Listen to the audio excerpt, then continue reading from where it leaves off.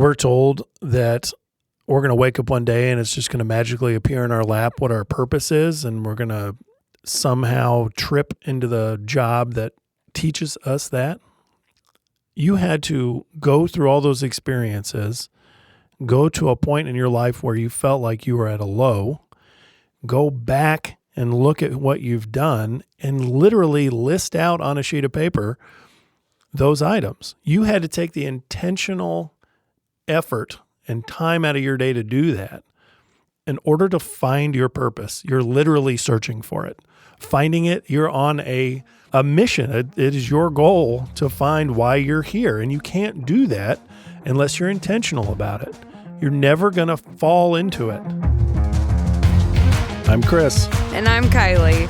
And this is Redefining Resilience, where we explore what it means to build a resilient lifestyle so you can thrive in any and every situation. All right, so we've talked about vision, core values, and alignment. And today we're going to talk about finding your purpose. Why? Exactly. It's finding your why. Ooh. Nifty, huh? It's like we rehearsed this or something. Multiple times. Well, this was an episode that took us a lot to unpack. It sure did. Why was it so hard to unpack? What do you think? You were here. I know. It's interesting. It's interesting because all three of us had different views of it. I think because there is a lot of known content out there in the world that talks about purpose or vision or your why or your mission in life. And I think that it can get a little bit murky when you start to throw in all of that plus goals and, what's the difference between all of those things? Well, yeah, I think it's the same thing as the fitness world. You learn how to get a six-pack 10 million different ways, like which way is implementable and which way is the way I need to do it, that works for me. So if we were going to simply say what finding your purpose really means, to me, it's your personal mission statement. Why were you put here on this planet? Can you articulate the reason? And I think the easiest way to distill purpose down, it's our why. It's what motivates us, why we're doing what we're doing. Why, when it comes to challenging moments or adversity, why do we keep pushing through? Why do we overcome?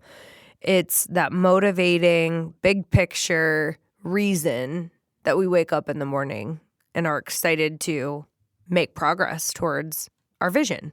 And the vision is probably more tactically like what we're eventually going to accomplish, right? And our purpose is the impact of that vision. Why are we doing what we're doing? It's our personal mission statement. I correlate it to personal training, right? When I work with a client that wants to get shit done, I come home psyched. Like I can't get enough. I can't stop smiling. I think about how I can implement a better program, how I can get more granular with it. Like I go hard. My why is to help people. I want them to see what they have inside to fulfill their total capability. That's my purpose, my why, So a very simple statement is what motivates you. It's to help people. And you got to kind of whittle that down too, right?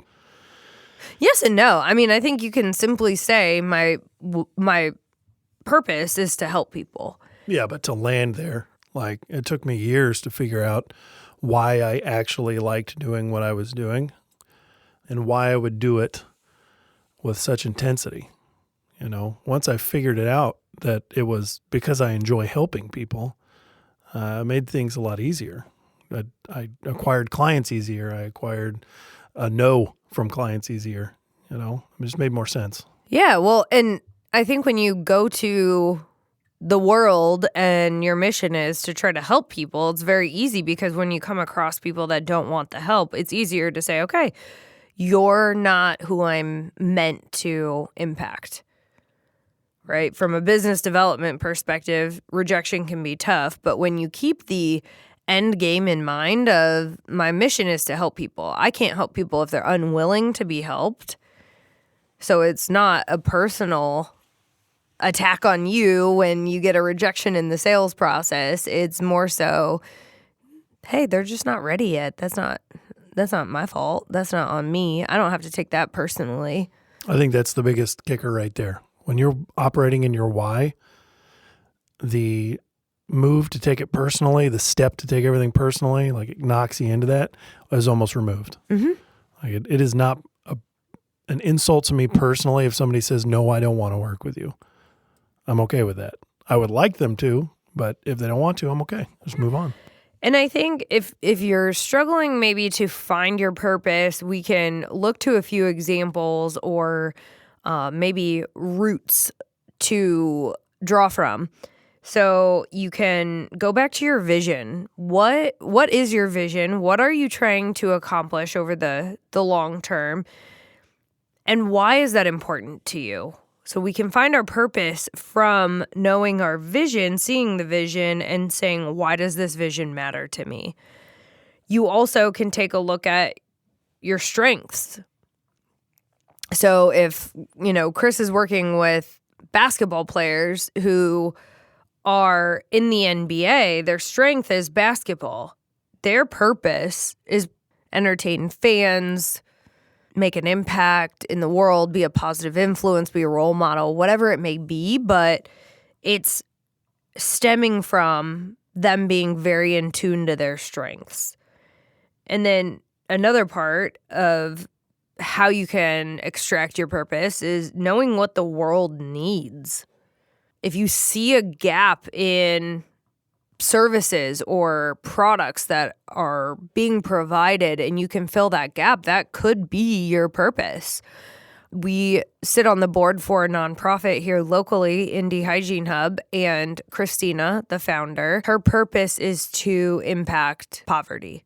Those suffering from poverty, those struggling through poverty, that's her purpose. And she has this vision of creating a resource hub for people who are struggling to come to and get help. And that vision is really fueled by that purpose. And she also knows that poverty is a need. It's something that the world needs help with right now. She also is very in tune to her why. Her why is to be a beacon of hope, give people hope.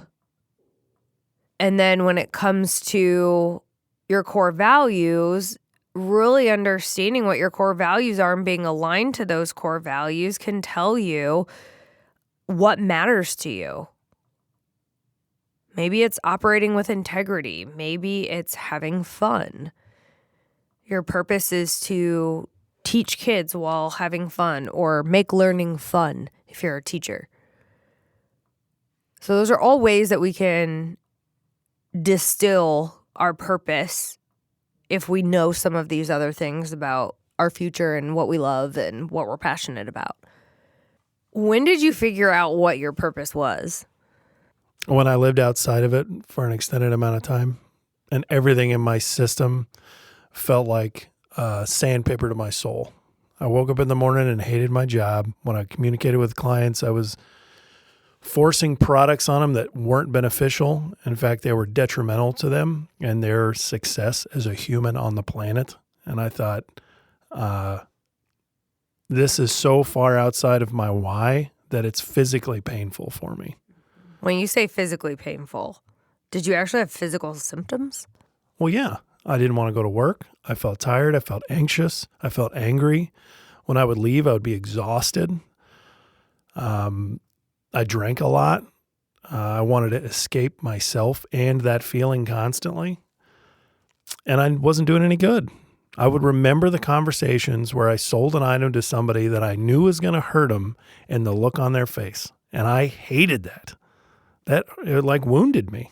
Now, when you say selling them a product that's going to hurt, you aren't like selling guns on the street, right? No, just in a warehouse. Oh, okay, great. No, I was selling items at a bank. Like a credit card to somebody who doesn't need more debt. Yeah, essentially. Okay. Okay. Things that would tie them up for an extended amount of time that they didn't need, that they weren't planning for, that was going to hurt them. Someone told them it was a good idea, and I would make money, and the bank's plan was to sell X amount of them in a month, and I had to fit that or I got fired, and it forced us to do not the best things for our customers. When did that flip for you? Like intrinsically, like when did I realize I was outside of my purpose? Yeah, and how did you get into your purpose? When I started doing an inventory of my life, like why the hell am I so miserable? This job, quote unquote, this career of mine, had a line out the door of people that wanted it, and I fucking hated it. And I asked myself, why do I hate the thing that other people want? And taking the internal tally system was really easy. Am I doing things in my life based on this stimulus that I don't think is beneficial for me? All I got to do is ask why once or twice, and you're going to land real quick on the fact that you're not supposed to be there. Do you have any experiences like that you were living outside of your why? Oh, yeah. I think I didn't really understand my why up until probably a year and a half ago when I went off on my own and started my business. And up until that point, I think I was gaining the experience and the knowledge necessary to get to where I am now. But up until that point, I think I had components of what we've talked about that were there, but then there were components that weren't there.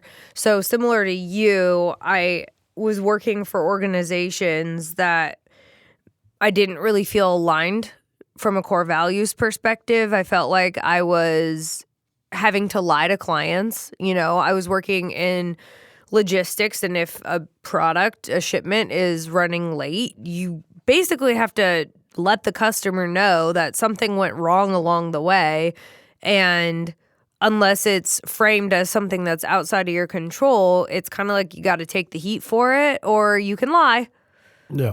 And it's like, well, sometimes I felt a little dishonest in the process, and that didn't feel good to me. And then there were places I was at where I felt like I had no vision. There was just no growth. I worked for the government for a miserable 3 months, and it was probably the most purposeless job I've ever had in my life. And it was like I was watching the clock all day long, and it felt like I could have been there or not been there, and it wouldn't have made any difference at all. So do you feel like your time in these positions helped you accumulate your why? Yes. The best way I can compare it to something is wedding dress shopping. I've never gone wedding dress shopping yet. And I don't even know what I would want. Like, I don't know what's going to look good on me. I don't know what kind of style I'll want. But as I try on dresses, I'll probably be able to eliminate options very quickly. I'm going to be able to say no a lot quicker than I'm going to be able to go in and be like, yep, that's the one. Because you just don't know. You don't know. You don't have a frame of reference. Yeah. That is my favorite conversation to have with clients that are like, I don't want to do XYZ. You have absolutely zero frame of reference to say what you want or don't want when you don't have the time in. So I think it's absolutely beautiful that you had to do all of those things in life and work those jobs that sucked because you had to understand what your purpose actually is, what it feels like to live in it and out of it, and learn what the stimulus looks like so you can go to it. Well, and if you look at my career evolution, I was in sales for a long, long time. Then I became a sales trainer, and I liked sales training, but I felt like I didn't have the experience with a successful sales methodology to be putting together training on it. Could I speak from experience? Sure, but was that the best option out there? Well, then I worked for a sales coaching firm. And so I got formal sales curriculum in my noggin and learned a great methodology to sales. But then I realized, well, I'm coaching these salespeople, but half the time we're not even talking about sales or their process. It's more about what's going on in their real life, because what's going on in their real life is preventing them from focusing on sales. So then the evolution becomes, now I am a personal development plus sales trainer. And oh, by the way, this resilience model is the greatest thing that has been layered into my knowledge, because now I can help coach people to be more resilient in whatever role they're doing. Sales, obviously, is a big portion of who I coach still, but it's not the only thing I coach. And now I feel like my purpose is very clear, and I'm meant to be coaching people so that they can be successful high performers in life and in business. But I had to work through each one of those positions to say, okay, I like this aspect of it, but I don't like this aspect of it. And I like this aspect of this role. I like this aspect of this team, but I don't like this thing about it. So whittling down the things you like and the things you don't took you how many years, do you think? My entire career. I mean, I think I'm still figuring it out. Yeah. Yeah. So I think that's great. I think that is an important thing to make sure we all understand, that this life is a science experiment, and what we're doing right now is controlling variables. You understand what variables you don't want, the section that you've been exposed to. Yep. So you know that those variables don't work.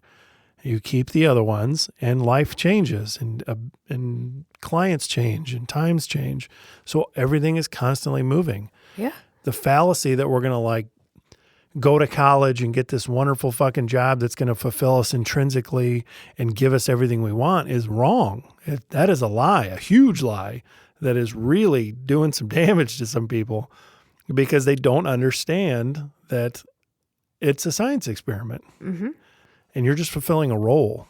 The job isn't there to fulfill you intrinsically. It's your job to figure out what your why is so you can be. Yeah, and there's no one size fits all for purpose. You might have kids and decide your purpose in life is now being a role model for your kids, or providing for them, or teaching them the right values, right? Your purpose could change at any given time. And I'm sure when you had your kids, it was a big shift in perspective for you on your purpose. Well, massive. You now have a human that's completely dependent on you. So that begs the next question, brings us to the next question. Why do you think it's so hard for people to identify their purpose? For me, purpose was not something I knew until I knew it. It sounds so stupid, but... Well, how could you if you don't? Yeah, I didn't know. I didn't know with certainty that I was living so off purpose with each one of these positions that I held.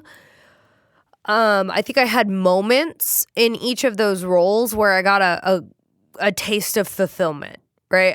I was able to make an impact, or be a really strong influence in someone else's life, or help somebody overcome something. And I got glimmers of what my purpose is. Now I get those moments just about every single day. And it's so rewarding, because I have somebody, send me a message saying, I got this one huge win. I had a client tell me that they got a response from the CEO of Walmart, and I think I was more excited than he was. I had another client who secured a new AmLaw top 100 law firm as a client, huge client for the company. And he got a lot of recognition for what he did. And I think I actually teared up. I actually teared up when he told me he won that business, because he'd been pursuing it for years. It was a huge win. I get more fulfillment out of my clients winning than I get out of my own wins. It's so silly. I'll get a new client and it'll be no big deal, because to me, when I bring the client on, that's when the work begins. The work is not bringing the business in. The work is getting the business and then helping them make progress towards their goals and seeing those wins. But I don't think I really truly got enough exposure to that until probably the last year and a half, really, to know for sure that I was operating on purpose. Yeah, it's a lot of time in to whittle it down to just the last year and a half. Mm-hmm. But you were very intentional. You're a very intentional person when it comes to your career. You're intentional with the knowledge that you've learned. Yeah, absolutely. I think, I could look at any one of those experiences in my career and say, oh man, that was a loss. I failed there or whatever. But the losses are the lessons. That's where you get the most learning. That gives me tingles. I love that. Yeah, losses are lessons. That's a big one. So if you feel like you're kind of in a losing situation right now, ask yourself, what can I learn from this? What am I learning from this? What is good about this that I want to make sure I preserve in the next opportunity that I take on? And what about this is not something that I want to duplicate in the future? Because those are the things that you're now going to be filtering new opportunities through. That's the lens you want to look through when you're considering taking on a new role or making some sort of transition. All right, so if we're looking at our losses as lessons and being intentional with what we're learning, what's the first step for somebody that's trying to find their purpose? One thing I did when I was lost in soul searching was look back at, I literally pulled up my LinkedIn profile and looked at every job I ever had. And I listed out what I learned from each of those positions. It could have been a skill. It could have been something more like a soft skill, right? It could be a hard skill, soft skill. It could be something general like management or leadership or analyzing reports, payroll, right? Those are simple things, but it helped me figure out really how far I'd come and what I've learned. And then I went through and said, okay, what were my favorite parts of each of these jobs? What were my least favorite parts of these jobs? And then I got really clear on where I enjoy spending my time. And then the other stuff that drains my energy is stuff that I don't want to do. Or if I have to do it as part of a job, then keep it to a minimum or delegate. So I think that for me was really, really helpful. That would be step number one, I think, from a tactical perspective. What would you say, Chris? Well, I just think it's really important to whittle that down because I think that we're told that we're going to wake up one day and it's just going to magically appear in our lap what our purpose is, and we're going to somehow trip into the job that teaches us that. You had to go through all those experiences, go to a point in your life where you felt like you were at a low, go back and look at what you've done and literally list out on a sheet of paper those items. You had to take the intentional effort and time out of your day to do that.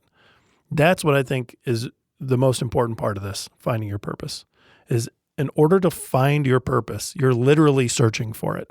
Finding it, you're on a mission. Yeah, a mission. It is your goal to find why you're here. And you can't do that unless you're intentional about it. You're never going to fall into it. It's just not going to happen. And you could go to a million different workshops on this, but ultimately no one else is going to point out to you what your purpose is. You can't have somebody else dictate to you what your purpose is. There's no therapist, there's no coach that's going to be able to help you find that information out. It's inside of you. You have to ask yourself the right questions to get it out of you. And I would say the next thing that would be helpful in the process is to write down everything you're good at. My communication coach, Alex Perry, hey Alex, she had me list out everything I'm good at. And she made me list out at least 50 things. 50 things. Which on the surface sounds super easy, but I think if you get to about 11, you're like, Yeah. And so I had to like dig deep and think about, okay, I've taken a lot of courses. I've gotten a handful of certifications. I've been a trainer for a long time, so I know things, but what are those things that I actually am good at doing? And it could be something like yoga. Right? Yoga can be on your list, even though it's not something that I ever plan to do as a profession. Yoga is something that I like and that I'm decently good at, except balancing. Balancing is hard, but I'm flexible. So I got some stuff going for me with yoga. But anyway. You've literally beat me on both areas. I'm neither flexible or have a lot of balance. I can balance pretty good. You can balance. Yeah. You're balanced. Yeah. Flexibility is like a negative number. Yeah, it's pretty horrendous. It's bad. Anyway, that's not going to go on your list of things you're great at. But so if we're going to list things we're good at, like I am good at the laundry. Yeah. I fucking love doing the laundry. So this is a great example. What can you draw from being good at laundry? Well, it is very monotonous. It is something that requires ongoing discipline, right? So I think you can then distill like routine tasks and discipline are your strengths. That's something that we can learn from you being good at a simple task. I don't think you do anything in life that doesn't mean anything, right? I think the things you do without thinking about it are the loudest, most important things to pay attention to. Yeah. Because you're doing them without thinking about it. And if you do them without thinking about it and you're super granular with it, I love to fold every t-shirt to the same size. I have a system that I go through. I love it. It's ridiculous. It is ridiculous, but I love it. He refolds the shirts that I fold that are not perfect. I just want to let you know what we're working with here. So when we say he's good at laundry, he is very good at laundry. I just think at the end of the day, he's kind of a psycho. I am. That's where I was going with that. I'm insane. 100%.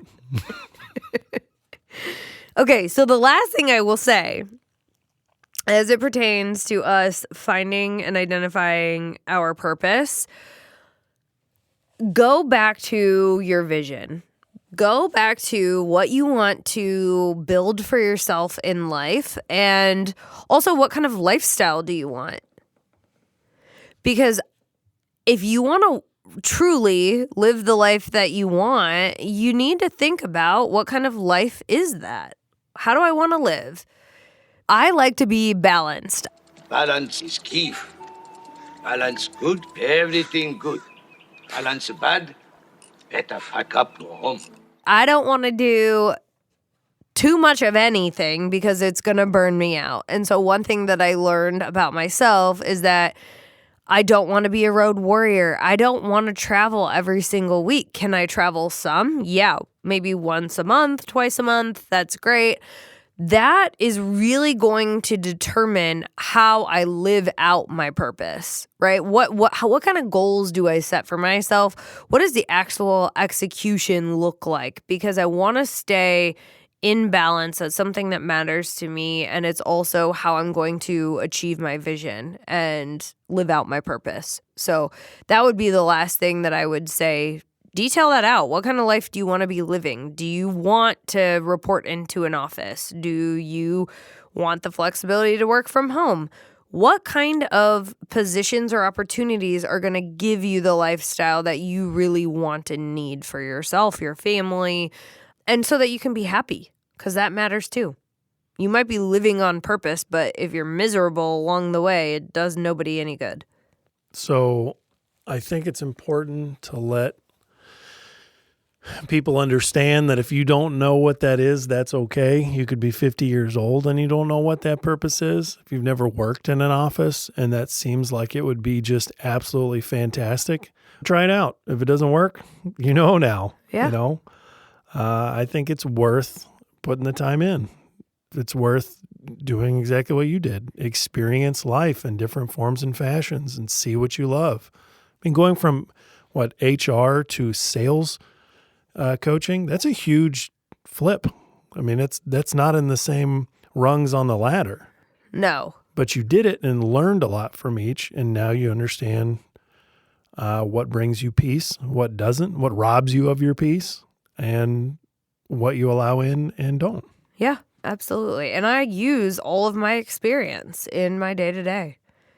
It's not like I can separate out, oh, that job was worthless, didn't take any experience from. No, all of it is good experience that is going to be incorporated into your future, whether you realize it consciously or not. So in conclusion, how would you put a bow on all this? Finding your purpose. Think about where you've been and where you want to go.